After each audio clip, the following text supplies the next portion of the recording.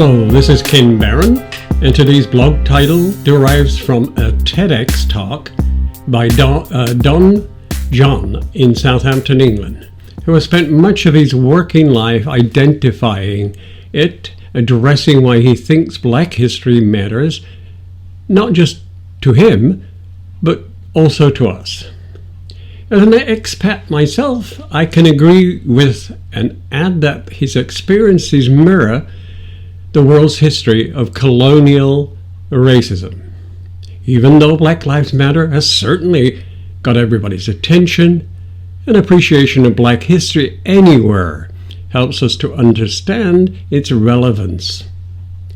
Given that history is written by the victors, what does that mean to Black boys who were raised in a culture dominated by the myth of the British Commonwealth?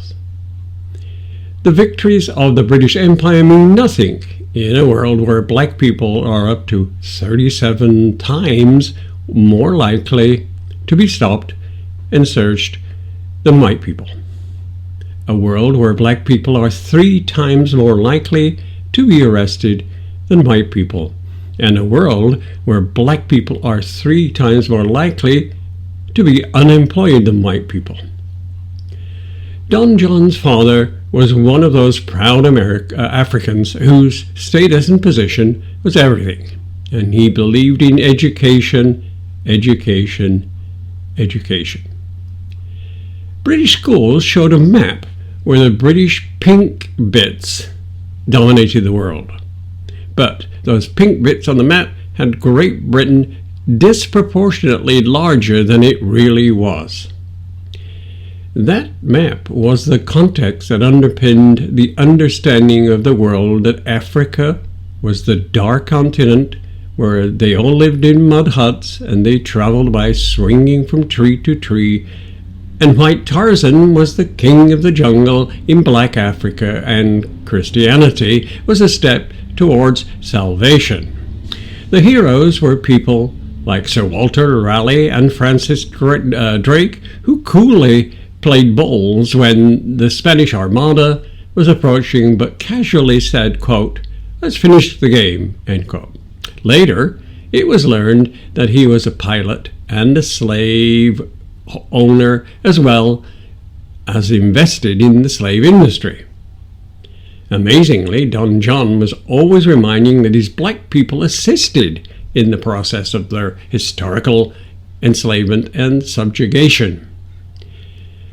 It was the civil rights movement of the 60s and 70s that woke Don John from a slumber where he fallaciously and consumed the works of people like Alex Haley, Bobby Seale, and Angela Davis. His life was enriched by this greater knowledge and awareness, and so he moved to the Caribbean for 6 months and discovered a world where Black people had some say in their own destiny and were seemingly more connected to their Black history. He moved back to Southampton to explore that heritage and history at a grassroots level and in an environment where he felt that he could make a difference. There was a number of Black people who lived in Derby Road in Southampton, which was called the jungle. There was a heightened level of a consciousness in Black youth of flexing their newfound pride and were more sensitized to the experience that their parents had endured. However, these young people had no time for the English, quote, stiff upper lip, end quote, and just wanted to kick some ass. And they did, and it helped them. Black pride and a sense of Black history were the tools they deployed and had a deep desire to recognize and confront the injustice in the world. Black people became more organized partly through the support of wage equality organizations and empathetic local leaders and started to challenge the accepted norms in the major institutions. They clenched their fists and marched, and Black history became a new form of protest, and the Black history movement was formally celebrated in Southampton from 2005. Interestingly, there was confusion as for whom it was for and who was allowed to celebrate it. Some white people felt that they should not intrude on this private grief, and some people of mixed race were unsure whether they would get involved and would they be betraying the white side of their family. Some black people were just embarrassed. Black History Month is to promote the knowledge of black history. You'd be surprised at what people don't know. In fact, many people still believe that Egypt is not in Africa. Many black inventors of freeway traffic lights, for example, and the gas masks are not known. It is now fashionable, says Don Jones, to have several cultural identities, and people are quite rightly proud of all aspects of these identities. However, the black aspects of these many identities should not be relegated to the periphery of consciousness.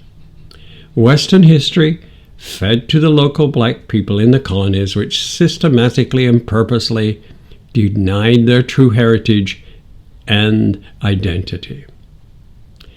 Don John thinks, sadly, that some of this legacy has continued to infect some black people's perception of themselves, and so it gets handed down further and further along the line. So, what compounds this even further is Western society's capability to weave in the narrative of racial superiority and to convert that into many aspects of the encounter between black and white people. So, in this Black History Month, we are excited that Black Lives Matter has been nominated for a Nobel Peace Prize.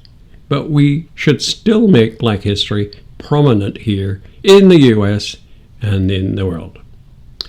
This is Ken Barron signing off. Thank you for joining us. It's most enjoyable to hear from you. You're welcome to come to our website, nabwmt.org.